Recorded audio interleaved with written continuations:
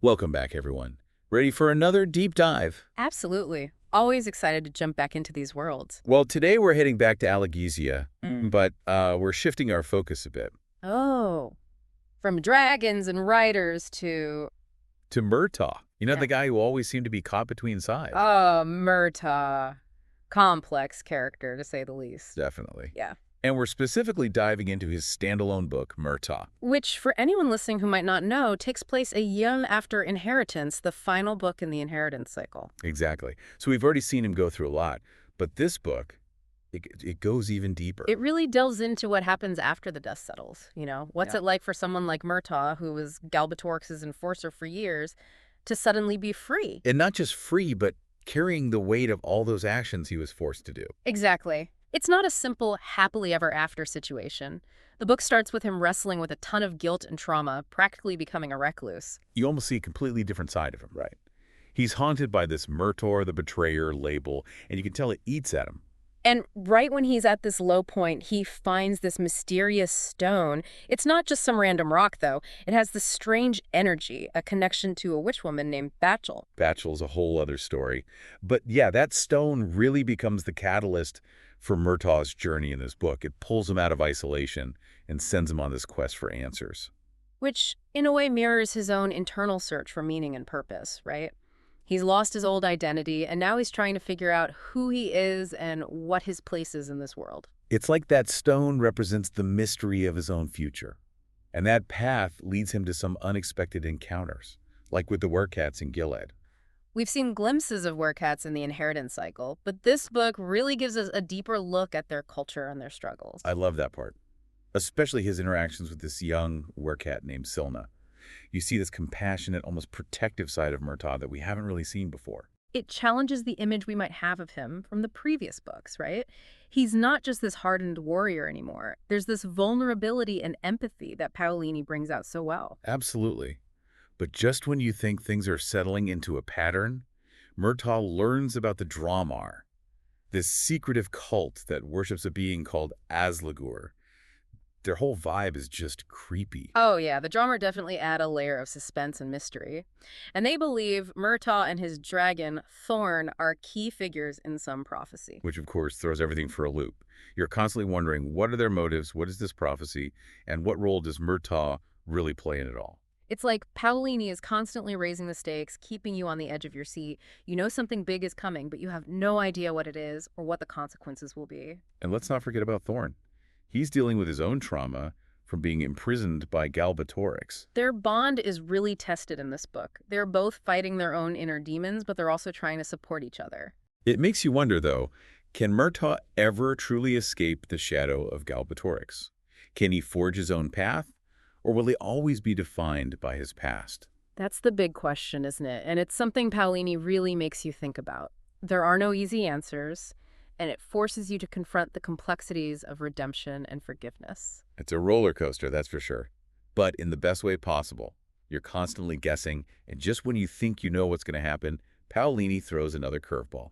Which is exactly what makes it so good. You're fully invested in Murtagh's journey and the world he's navigating. It's more than just a spin-off, it's a vital part of the overall story. It truly is. And honestly, we've barely scratched the surface.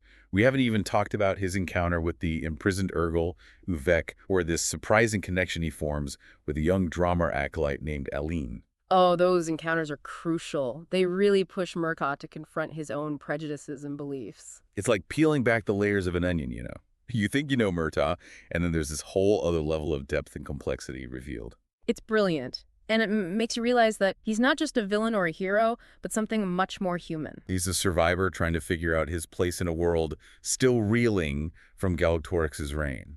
And that's a story that resonates on so many levels, right? It's about freedom, identity, and finding hope in the face of darkness, all set against the backdrop of this amazing world that Paolini has created. If you're a fan of the Inheritance cycle, Murtagh is a must-read. It adds so much to the story and makes you rethink everything you thought you knew. And even if you haven't read the Inheritance cycle, it stands on its own as this powerful tale of redemption and self-discovery. So you ready to dive deeper into Murtagh's story? We're no. just getting started, and trust me, things are about to get really interesting. Thinking about it more, One of the most powerful themes in Murtagh is freedom, but it goes so much deeper than just like breaking free physically. Oh, absolutely. I mean, Murtagh might be free from Galbatorix, but the trauma, the guilt from all those years, it's like another kind of prison. Right. It's mental and emotional. And Paolini really highlights that through other characters, too. Like, Thorn is terrified of enclosed spaces after being locked up for so long. Yeah, that claustrophobia is a direct result of his imprisonment. And then you have Silna, that young werecat. Her story shows what happens when freedom is taken away, that loss of innocence. It's like Paolini is weaving all these individual stories together to paint this bigger picture of what freedom really means. Exactly. It makes you ask, is it just about not being physically restrained?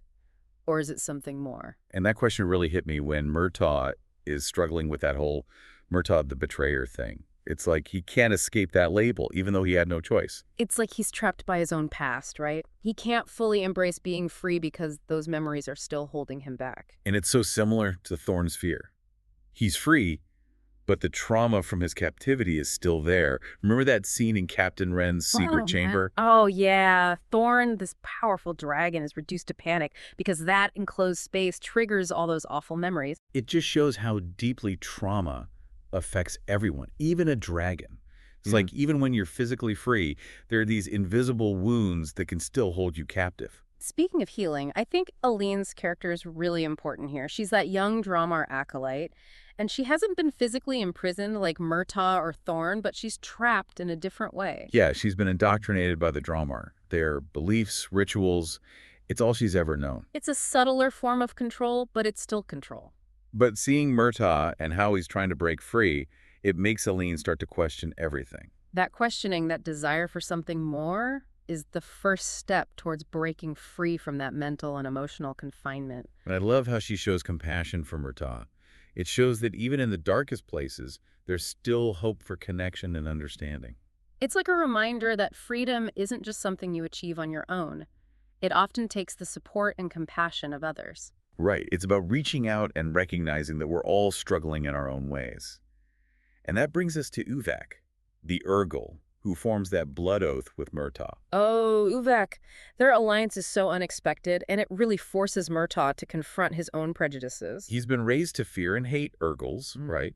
But through their interactions, he starts to see Uvak as an individual, not just some monster. It's such a powerful message about the importance of perspective. Like, are we truly free if we're still clinging to biases and fears that prevent us from seeing others for who they really are? It's a good point. Are we letting those things hold us back? Exactly. And that's what makes Murtagh so powerful. It doesn't just tell a story. It makes you think critically and question your own beliefs. Paolini doesn't give us easy answers. He presents us with these complex situations and lets us figure it out for ourselves. It's what I love about his writing. He's asking us to consider what true freedom means, not just for the characters, but for ourselves, too. It's a story that stays with you long after you've finished reading it. And it definitely makes you appreciate the different facets of freedom in your own life. You know, one thing that really stuck with me after finishing this book is the atmosphere. Oh, tell me about it. Like, Paolini's descriptions, especially of those creepy places, they're so vivid. Right, like Nal Gorgoth, that Dramar stronghold. It's seriously unsettling. It is. It's like he just drops you right into this village in this valley, and it feels ancient. You know, like something really bad happened there a long time ago. Yeah, and then there's that Tower of Flint just looming over everything, all made of that weird black stone. I remember reading that part and getting chills. It's described as almost evil, like a physical representation of the Dramar and their twisted beliefs. And the carvings, did you notice those too? Yeah. Like all around the village, Murtagh finds these carvings. Oh, yeah, all those strange figures and symbols, it's like they're messing with your mind a little bit. Totally. And those creatures Murtagh finds in the caverns under Nal Gorgoth, the finger rat. Oh, yeah, those things. Pale, hairless, and with those creepy long fingers. And that cry. Like a child, but not. Definitely disturbing. They're scavengers drawn to death, you know. Just adds to the whole creepiness factor down there. It's interesting, though, how the finger rats seem to just be kind of there. Like they're on the edges of the Dramar world, but not really part of it. It's almost like they represent this darker side of the Dramar, you know? Like an unintended consequence of all their rituals and obsession with power. Makes you think, right? Like maybe Paolini's using all this, the creepy places, the creatures, the rituals, to show how tempting power can be.